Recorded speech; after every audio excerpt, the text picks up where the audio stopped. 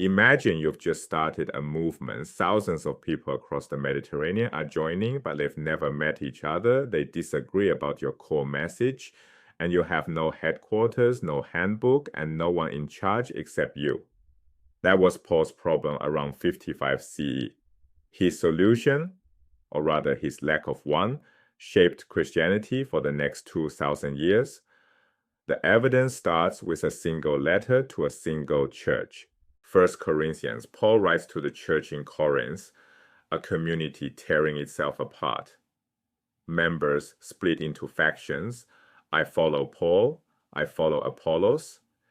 They disagree about ethics, about the resurrection, about the most fundamental elements of the faith. The entire letter, all 16 chapters, hammers one theme. You are the body of Christ, so act like it. The critical detail, Paul isn't issuing orders from a position of institutional power. He holds no office. He can't fire anyone, can't excommunicate through formal process, can't point to an established rulebook because no rulebook exists. He's writing what will later become sacred scripture, but he doesn't know that right now.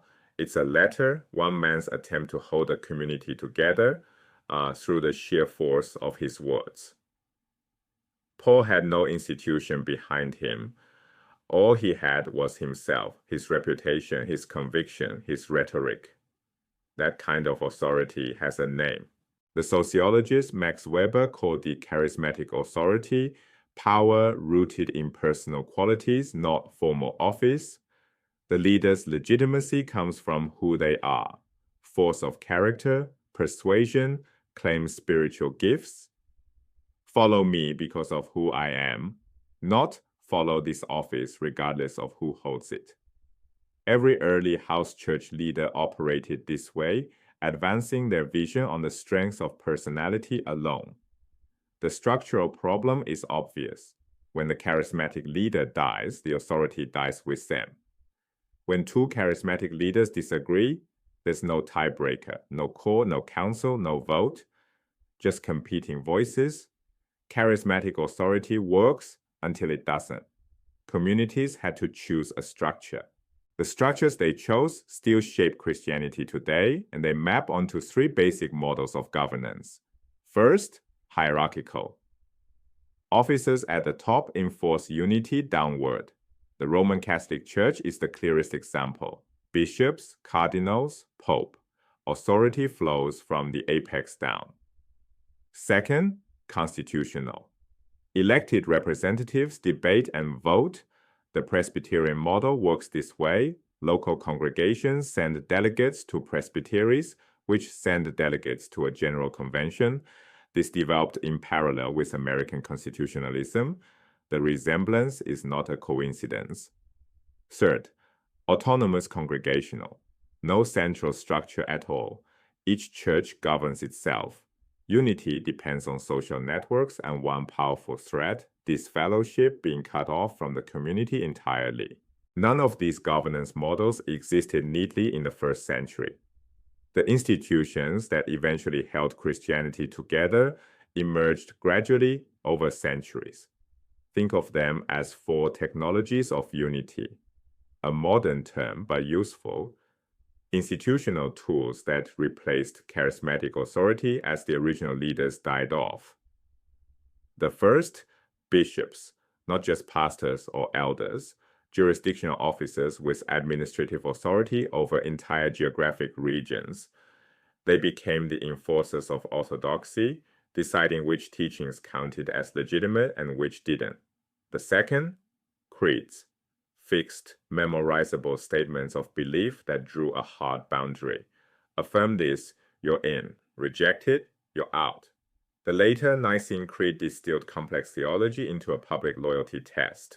The third technology, liturgy, standardized worship practices, the same prayers, the same rituals, the same rhythm across different communities. When everyone performs the same actions, unity is enacted bodily, week after week. The fourth, scripture, an agreed upon canon, meaning a fixed list of authoritative texts that everyone could point to when settling disputes. The critical nuance, None of these four existed in settled form during the apostolic period. There was no fixed canon. Paul was writing what would become scripture. There were no creeds as later centuries knew them.